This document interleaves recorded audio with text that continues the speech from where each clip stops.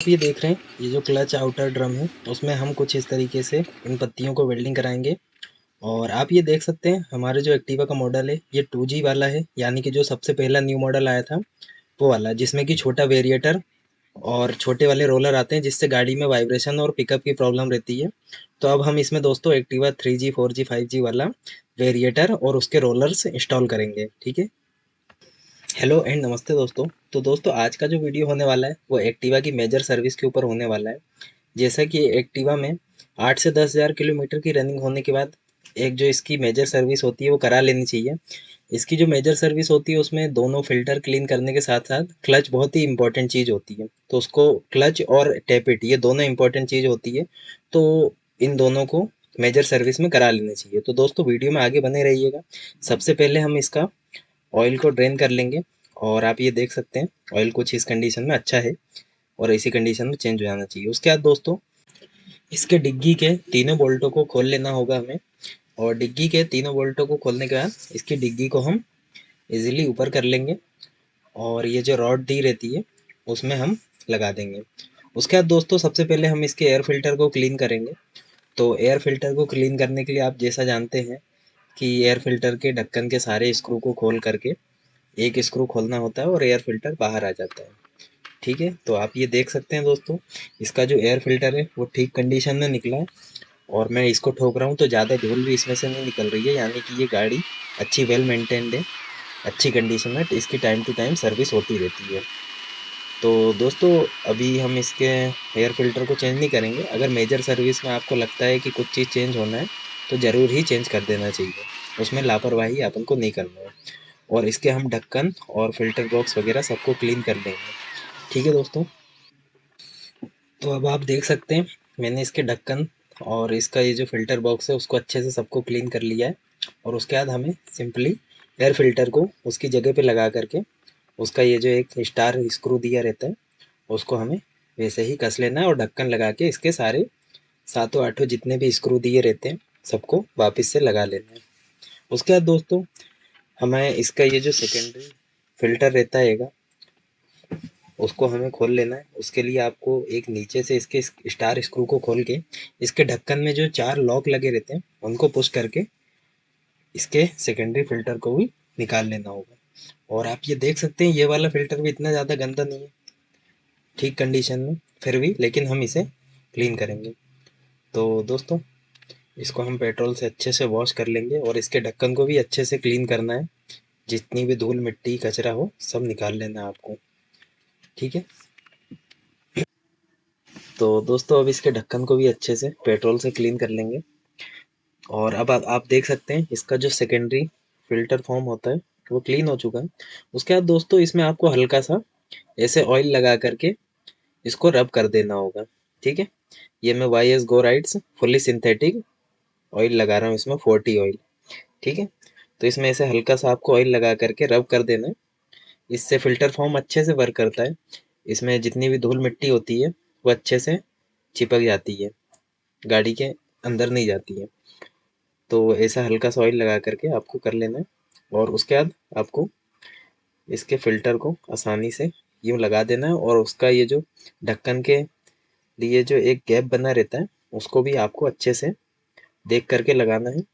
और कुछ नहीं करना आपको, फिर सिंपली इसके ढक्कन को ऊपर से हल्का सा पुश करके जो इसका जो नीचे स्टार स्क्रू रहता है उसको आपको वैसे ही लगा लेना होगा। तो दोस्तों इसकी वीडियो ठीक से आ नहीं पा रही थी, इस कारण मैंने इसका पूरा डिग्गी ही खोल ली, पूरा अलग कर लिया। उसके बाद दोस्तों अब हम इसके टैपिट को एडजस्टमेंट करेंगे। टैपिट एडजस्टमेंट को कई कई लोग वाल क्लियरेंस भी बोलते हैं। तो दोस्तों वाल क्लियरेंस सेट करने के लिए हमें सबसे पहले इसके हेड के ढक्कन को खोल लेना होगा। उसके लिए आपको 10 नंबर के ये जो इसके दोनों बोल्ट दिए रहते हैं उनको निकाल करके ढक्कन को अलग कर लेना होगा। और फिर उसके बाद दोस्तों सबसे पहले टैपिट एडजस्टमेंट के लिए सबसे पहले टाइमिंग मिलानी होती है। कोई सी भी गाड़ी हो उसके लिए टाइमिंग मिलानी होती है।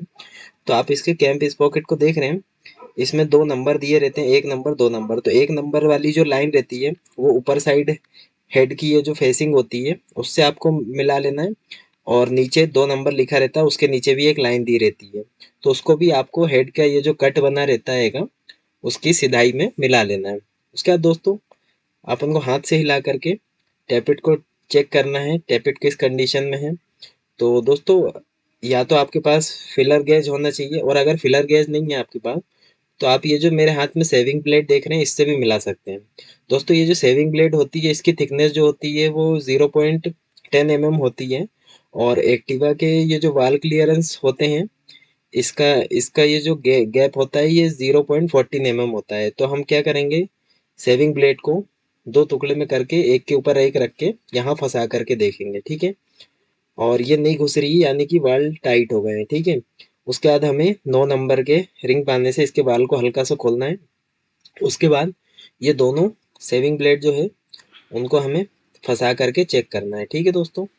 उसमें फंसा लेना है, और ये जो टैपेट एडजस्टमेंट वाला जो स्क्रू और बाल जो रहता है उसके बीच में फंसा करके हमें कुछ इस तरीके से चेक करना है। उसके बाद ये जो टैपेट का स्पेशल टूल होता है उससे हमें टैपेट स्क्रू को हल्का सा ढीला कर करके, ये देखिए आप, अब ये फ्री हो गई है यानी कि 0.20 mm वाल क्लियरेंस आ गया है। तो दोस्तों 0.20 mm में वाल आवाज करेंगे, टैपिट आवाज करेगी, तो इसलिए हमें करेक्ट 0.14 mm करना है। तो हमें हल्का सा एकदम बाल बराबर हल्का सा टैपिट स्क्रू जो है उसको टाइट कर लेना होगा। सेविंग ब्लेड जो है उसको हम उसी वाल क्लियरेंस वाली जगह पे फंसा करके चेक करेंगे। तो दोस्तों अभी ये हमारी टैपिट सेट हो चुकी है। उसके बाद हमें इसके ये जो हमने स्क्रू के नट बोल्ट ढीले करे थे उन्हें हम कुछ इस तरीके से स्पेशल टूल्स की मदद से टाइट कर लेंगे। दोस्तों टाइट करते टाइम आपको ध्यान देना है कि ये जो अंदर वाला जो टैपिट का जो लंबा स्क्रू होता है वो घूमे ना, सिर्फ ऊपर वाला नट ही टाइट हो, ठीक है दोस्तों।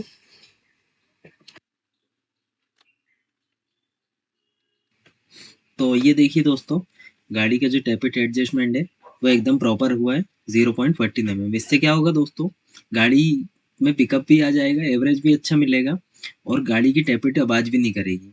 तो अगर आपके पास फिलर गेज नहीं है तो आप इस तरीके से सेविंग ब्लेड से भी गाड़ी की टैपेट एडजस्ट कर सकते हैं। और फिर दोस्तों उसी सेम प्रोसेस से हमें एग्जॉस्ट वॉल के क्लियरेंस को भी एडजस्ट करना होगा। तो दोस्तों यहाँ पर वीडियो बनाने में दिक्कत हो रही थी, तो वीडियो तो पूरा नहीं बनाया मैंने, लेकिन आप ये देख सकते हैं ये जो नीचे वाला एग्जॉस्ट वॉल होता है उसका क्लियरेंस मैंने परफेक्ट सेविंग ब्लेड के ही मदद से एडजस्ट कर लिया है 0.14 mm। दोनों का जो क्लियरेंस हैगा वो सेम हैगा, इसलिए मैंने एक ही वॉल को एडजस्ट करते हुए दिखाया है, ठीक है दोस्तों। उसके बाद हमें इसके हेड के कवर को लगा लेना होगा, और हेड की आप रबर गैस्केट देख सकते हैं, अगर वो लीकेज वगैरह हो या ख़राब हो तो आप चेंज करने के बाद ही लगाएं। और उसके बाद हमें सिंपली इसके दोनों 10 नंबर के बोल्टों को वापस वैसे ही लगा करके हेड के ढक्कन को अच्छे से बिठा लेना होगा, ठीक है दोस्तों। तो दोस्तों मेजर सर्विस का एक सबसे इम्पोर्टेंट काम टैपेट एडजस्टमेंट खत्म हो गया है। उसके बाद हमें कार्बोरेटर क्लीनिंग करना होगा। तो कार्बोरेटर क्लीनिंग करने के लिए इसके एयर फिल्टर का जो होज रहता है उसके लॉक क्लैंप को सबसे पहले ढीला करके इसके थ्रोटल पोजीशन सेंसर के दोनों वायरों को निकाल करके 8 नंबर के ये जो दो बोल्ट दिए रहते हैं उनको खोल लेना होगा, और इजीली ये आपको कार्बोरेटर निकाल लेना होगा। और दोस्तों कार्बोरेटर के मैंने रेस वायर और चौक वायर दोनों पहले ही निकाल लिए थे। उसके बाद अब आप देख सकते हैं ये मैं इसके पेट्रोल पाइप को भी निकाल ले रहा हूँ। उसके बाद दोस्तों क्लीनिंग के प्रोसेस को स्टार्ट करेंगे। तो कार्बोरेटर क्लीनिंग के लिए हमें सबसे पहले कार्बोरेटर को ऊपर ऊपर से अच्छे से साफ़ कर लेना होगा, ताकि जब हम खोल करके अंदर से साफ़ करें तो ये धूल मिट्टी अंदर ना जाए। उसके बाद दोस्तों इसका ये जो कार्बोरेटर का ढक्कन रहता है उसके दोनों स्टार स्क्रू को खोल करके कार्बोरेटर को पूरा हम डिसमेंटल कर लेंगे अच्छे से। और ये देख सकते हैं आप दोस्तों, मैं इसके दोनों जेट खोल रहा हूँ। दोनों जेट को खोल करके अच्छे से इसके अंदर पेट्रोल डाल करके इसको भी साफ़ करेंगे। और दोस्तों आप देख देख सकते हैं कार्बोरेटर काफ़ी अच्छा क्लीन है, साफ़ है काफ़ी, मतलब जो कस्टमर ने इस गाड़ी को काफ़ी अच्छे से मेंटेन करके रखा है। दोस्तों अच्छा लगता है जब इस तरह की गाड़ी आती है, तो ऐसी गाड़ियों में काम करने में भी मज़ा आता है। तो दोस्तों चलिए अब कार्बोरेटर को हम फिर से असेंबल करते हैं। तो सबसे पहले दोस्तों कार्बोरेटर के दोनों जेट को लगा करके हम अच्छे से टाइट कर लेंगे, ठीक है। उसके बाद दोस्तों इसका ये जो फ्लोट होता है उसमें हम फ्लोट पिन को फंसा लेंगे, और फ्लोट पिन को फंसाने के बाद कुछ इस तरीके से लगाने के बाद फ्लोट पिन को ध्यान से लगाना है और उसको फिर हम कार्बोरेटर के अंदर अच्छे से लगा लेंगे। और उसके बाद ये जो फ्लोट की निडल दी रहती है इसको भी हम लगा लेंगे, ठीक है। उसके बाद दोस्तों इसके ढक्कन की ये जो बिडिन रहती है वो निकलती वैसे नहीं है, किसी किसी गाड़ियों में निकल जाती है, तो इसको भी लगा लेंगे हम। इसको लगा करके इसका ये जो ढक्कन हमने खोला था कार्बोरेटर का उसको फिर से वैसे ही उन्हीं दोनों स्क्रू की मदद से टाइट कर लेंगे, ठीक है दोस्तों। उसके बाद दोस्तों हमें एयर स्क्रू मिक्सर को भी लगाना होगा। तो ये जो स्क्रू हैगा उसमें आप देख रहे हैं मैंने सबसे पहले इसकी स्प्रिंग डाल ली है। उसके बाद आप ये देख सकते हैं ये जो एक छोटा सा पतला वाशर होता है उसको हमें लगा लेना होगा। और उसके बाद एक इसकी ब्लैक कलर की छोटी सी रबर रहती है तो उसको भी हमें ध्यान से लगा लेना होगा। और फिर उसके बाद कार्बोरेटर में एयर मिक्सर स्क्रू को हमें लगा लेना होगा और 2 से 3 चूड़ियाँ ढीली रहने देंगे। उसके बाद जब गाड़ी स्टार्ट करेंगे तब उसको सेट कर लेंगे, ठीक है दोस्तों। और फिर दोस्तों जब कार्बोरेटर कंप्लीट असेंबल हो जाए तो उसके बाद हम उसी प्रोसेस से कार्बोरेटर को फिट कर लेंगे। कार्बोरेटर को पीछे साइड से रबर में फंसा करके इसके जो 8 नंबर के दोनों बोल्ट रहते हैं उन्हें हमें टाइट कर लेना होगा। उसके बाद इसका ये जो लॉक क्लैंप होता है उसको भी हमें कस लेना होगा। और बाकी जितने भी वायर हमने जैसे खोले थे टीपी सेंसर वगैरह थ्रोटल पोजीशन सेंसर के सारे वायर लगा लेना है, रेस वायर चौक वायर सब जितने भी हमने चीज़ें अलग करी थी सबको दोबारा से वैसे ही लगा लेना होगा, ठीक है। अब मैं इसका दोस्तों पेट्रोल पाइप लगा रहा हूँ। और पेट्रोल पाइप लगाने के बाद इसका ये जो पेट्रोल टीस है दूसरा जो सक्शन वाला पाइप होता है उससे हम एयर को खींचेंगे ताकि जो एयर हमने कार्बोरेटर क्लीन किया है उससे क्या पूरा पेट्रोल कार्बोरेटर का निकल चुका है। तो जब हम इससे सक्शन करके हवा को खींचेंगे अंदर की ओर तो जो पेट्रोल रहता है वो कार्बोरेटर में भरा जाएगा जिससे कि गाड़ी एक बार में स्टार्ट हो जाएगी, ज़्यादा प्रॉब्लम नहीं करेगी। उसके बाद दोस्तों हम इसकी स्लाइड स्लाइड को पोंछ करके अच्छे से रेस वायर को और चौक वायर को सबको अच्छे से लगा देंगे, ठीक है दोस्तों।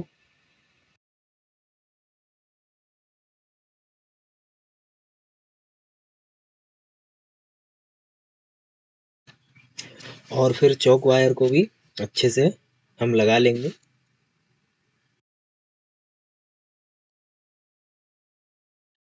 तो अब हम दोस्तों मेजर सर्विस का सबसे इम्पोर्टेंट काम करने जा रहे हैं, क्लच का। दोस्तों किसी भी मोपेड गियरलेस स्कूटर का अगर आप मेजर सर्विस कर रहे हैं तो उसमें क्लच में ग्रीसिंग करना बहुत इंपॉर्टेंट है। क्लच में यदि आप ग्रीसिंग नहीं करेंगे तो कई लोग बोलते हैं हैंडल में वाइब्रेशन आ रहा है, पिकअप कम हो रही है, गाड़ी लोड कम ले रही है, तो ये सारी समस्या ये क्लच से ही होती है। तो क्लच के कवर को खोलने के लिए हम 8 नंबर की टी का यूज़ करके क्लच कवर खोल लेंगे।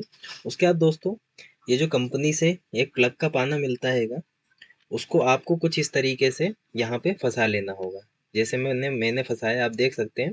उसके बाद दोस्तों 22 नंबर के रिंग पाने से इसको खोल लेना होगा। ये जो सेल्फ वाला गियर रहता है जहाँ वेरिएटर रहता है क्रैंक क्रैंक वाली शाफ्ट में उसको खोल लेना होगा। और दोस्तों ये खोलते टाइम बड़े ही ध्यान से खोलिएगा, आराम से खोलिएगा। अगर आपके पास वेरिएटर का वो प्रॉपर जो टूल आता है वेरिएटर ये सेल्फ वाले गियर को होल्ड करने वाला वो नहीं है, आप इस तरीके से कोई भी चीज़ लगा करके खोल रहे हैं तो आप ध्यान से खोलिएगा क्योंकि ये एक्टिवा में क्रैंक आउट होने की एक बहुत ही मेजर प्रॉब्लम है, ये कंपनी से ही आती है। अधिकतर गाड़ियों में ये क्रैंक आउट की प्रॉब्लम रहती है तो इसलिए आप ध्यान से खोलिएगा, ज़्यादा ताकत या दम नहीं लगाइएगा इसमें, ठीक है दोस्तों। और आप ये देख सकते हैं बेंडेक्स को भी आपको बाहर निकाल लेना, इसकी भी क्लीनिंग वगैरह कर लेना। उसके बाद दोस्तों अब हम क्लच पुली को खोलेंगे। तो क्लच पुली को खोलने के लिए आपको ये क्लच कैंची फंसा करके 19 नंबर के गोटी या रिंग पाने से आप ये खोल सकते हैं, ठीक है। और इसके वाशर वगैरह को संभाल के रखिएगा। उसके बाद ये देखिए आप क्लच पुली और ये जो क्लच आउटर ड्रम होता है ये सब साथ में बाहर आ चुके हैं, ठीक है दोस्तों। ये देखिए आप इसमें काफ़ी निशान होंगे। तो उसके बाद हम दोस्तों क्लच के वेरिएटर को भी बाहर निकाल लेंगे। और आप ये देख सकते हैं इसमें मैंने 3G वाला एक्टिवा 3G वाला वेरिएटर एंड रोलर्स डाल के रखे हैं, ठीक है। तो दोस्तों सबसे पहले हमें इसकी क्लच पुली को खोलना होगा। उसके लिए दोस्तों हमें 38 नंबर के फिक्स पाने की ज़रूरत पड़ेगी। तो दोस्तों ये मैंने हल्का सा ढीला कर लिया उस नट को। अब मैं प्लास की मदद से नीचे क्लच पुली को नीचे की ओर दबा दबा लूँगा दोनों पैरों से, और फिर उस जो नट दिया रहता है 38 नंबर का, उसको खोल लूँगा प्लास की मदद से। दोस्तों ये आपको पैरों से दबा के रखना है क्योंकि इसमें स्प्रिंग होती है। ये देखिए आप, ये कुछ इस तरीके से उचक के ऊपर आने का खतरा रहता है, इसलिए इसको आप पैरों से दबा लीजिएगा। ठीक है दोस्तों। और दोस्तों सबसे इम्पोर्टेंट चीज़, कई मैकेनिक भाई लोग जब क्लच में ग्रीसिंग करते हैं तो इस चीज़ को चेक नहीं करते हैं। आपको ये क्लच शू की ये जो मूवमेंट होती है बाहर खुलने वाली, उसको भी आपको चेक करना है। अगर ये प्रॉपर बाहर खुल नहीं रहा है आपका क्लच शू, तो आपको इसको भी खोल करके इसमें भी सफाई वगैरह करनी पड़ेगी। कई मैकेनिक भाई लोग इसकी सफाई नहीं करते हैं, सिर्फ ऊपर ही ऊपर से ग्रीस कर देते हैं क्लच पुली में। तो दोस्तों इस चीज़ का भी ध्यान देना होगा। उसके बाद दोस्तों हम क्लच पुली की पेचकस से मदद से ये जो कॉलर रहती है उसको निकाल लेंगे, और आप ये देख सकते हैं इसके अंदर जो ग्रीस है वो काफ़ी ख़राब हो चुका है, और हमें ये ओ रिंग भी इसकी निकाल लेनी होगी। उसके बाद आपको क्लच पुली की एक प्लेट को हल्का सा घुमा करके इसका जो पुराना ख़राब ग्रीस है उसको सबको निकाल लेना होगा। ठीक है दोस्तों। उसके बाद दोस्तों इसके आप पीछे साइड से अंदर एक उंगली डाल करके इसकी ये जो तीनों डाबल किट होती हैंगी उन सबको निकाल लीजिएगा कुछ इस तरीके से। ठीक है। और ये तीनों डाबल किट निकालने के बाद ये क्लच पुली की जो प्लेट होती है वो बाहर आ जाएगी, और इन सबको हम अच्छे से पूरी क्लीनिंग कर लेंगे। आप ये देख सकते हैं इसका ये जो पुराना वाला ग्रीस है वो काफ़ी ख़राब हो गया है। तो दोस्तों ये ग्रीसिंग जो है हर 8 से 10,000 किलोमीटर के बीच में कर लेनी चाहिए। उससे गाड़ी का लोड पिकअप भी अच्छा रहता है और पुली वगैरह भी ख़राब नहीं होता है। ठीक है दोस्तों। तो आप ये देख सकते हैं मैंने हर चीज़ प्रॉपर क्लीन कर लिया अच्छे से।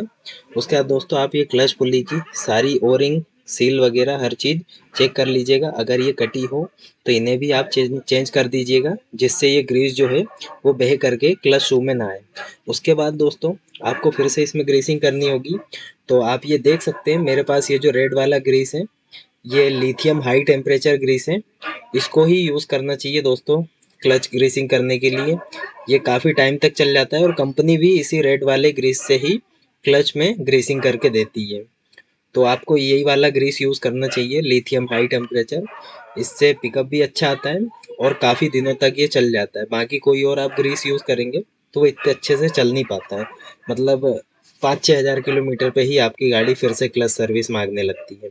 और फिर क्लच पुली की ये दूसरी वाली प्लेट को भी लगा लेना है, और ये जो बाहर जो ग्रीस आया है उसको हम साफ़ कर लेंगे। उसके बाद क्लच पुली की ये जो अपन ने प्लेट बाहर से लगाई है उसको घुमा करके हम तीनों डाबल किट के छेदों को आपस में मिला लेंगे। जब तीनों डाबल किट के छेद सामने आ जाएंगे तो उनमें हल्का हल्का ग्रीस लगा करके कुछ इस तरीके से डाबल किट को फंसा लेना होगा। ठीक है। उसके बाद हम क्लच पुली की ये जो हमने प्लेट लगाई थी उसको हल्का सा मूव करेंगे। मूव करने के बाद ये जो ग्रीस हैगा वो अच्छे से प्रॉपर हर जगह पहुंच जाएगा। उसके बाद ये जो दोस्तों गैप देख रहे हो आप डबल किट वाला, उसमें हम अच्छे से पूरा प्रॉपर पूरा ऊपर तक अच्छे से ग्रीस भर लेंगे। ठीक है। तीनों में ग्रीस हम अच्छे से भर लेंगे, और ग्रीस को भरने के बाद हम ये जो क्लच पुली है उसको हल्का सा मूव करेंगे। मूव करने के बाद ये जो ग्रीस इधर उधर जहाँ भी गैप होगा जहाँ भी जगह होगी अच्छे अच्छे से पूरा प्रॉपर हर जगह ग्रीस पहुंच जाएगा। ठीक है दोस्तों। और ये देखिए आप, हमने ग्रीस भर लिया हर जगह। उसके बाद ये जो हमने ओ रिंग निकाला था उसको हम फिर से लगा लेंगे। ओ रिंग लगाने के बाद दोस्तों इसकी ये जो कॉलर होती है ये आपको देख लेना है अंदर से कटी तो नहीं है। अगर कटी हो तो उस कटे वाले हिस्से को डाबल किट जहाँ लगती है क्लच पुली में उसके सामने ना रखिएगा। तो आप ये देख सकते हैं एक जगह कटी है तो मैंने उसके ऊपर उंगली रख ली है, और कटे वाले हिस्से को मैंने डाबल के अपोजिट में फंसा लिया है। ठीक है। और दोस्तों ये कॉलर लगाने के बाद आप क्लच पुली को 2-3 बार मूव करिएगा। ठीक है। ऐसे मूव करेंगे जब आप, तो जितनी भी जगह होगी ग्रीस की वो हर जगह ग्रीस अच्छे से पहुंच जाएगा। ठीक है। उसके बाद आपको फिर एक बार कॉलर निकालनी है, और ये देखिए आप ग्रीस कम हो चुका है। तो जितनी जगह भी ग्रीस कम हुआ है हम फिर से पूरे अच्छे से हर जगह ग्रीस को फिर से एक बार अच्छे से उसमें भर लेंगे। ठीक है दोस्तों, तीनों जगह ग्रीस भरने के बाद फिर से हम उसकी जो कॉलर निकाली थी उसको हम लगा लेंगे। और दोस्तों ये जो आजू बाजू ग्रीस आया है उसको अच्छे से साफ कर लीजिएगा, नहीं तो ये बह के अगर क्लच शू में आ जाएगा तो फिर से पिकअप की प्रॉब्लम आएगी गाड़ी में। ठीक है दोस्तों, उसके बाद दोस्तों हम इसकी कॉलर में जो पहले वाला ग्रीस लगा हुआ था उसको साफ करके कॉलर को फिर से लगा लेंगे। ठीक है, उसके बाद दोस्तों हम इसकी स्प्रिंग को लगा लेंगे और स्प्रिंग को उसके ऊपर रख करके इसके ऊपर दोस्तों एक और कॉलर लगती है, वैसे ही सेम जैसी नीचे लगती है, तो उसको लगा लेंगे। उसके बाद दोस्तों अब हम क्लच शू को खोल करके देखेंगे कि आखिर ये प्रॉपर वर्क क्यों नहीं कर रहे हैं, क्योंकि ये मैंने जब चेक किया था खुल नहीं रहे थे। ये देखिए काफ़ी टाइट जा रहे हैं। तो दोस्तों अब जैसा मैं देख पा रहा हूँ इसकी जो रबर है वो काफ़ी हार्ड हो चुकी है, बहुत ज़्यादा हार्ड हो गई है। और आप ये देखिए मुझे शू खोलने में काफ़ी ताकत लगानी पड़ रही है, आसानी से नहीं खुल रहे हैं। तो इसकी ये जो क्लच शू की ये तीनों जो रबरें होती हैं वो भी हम चेंज करेंगे, न्यू डालेंगे। और हम ये क्लच शू को भी बाहर निकाल लेंगे और इस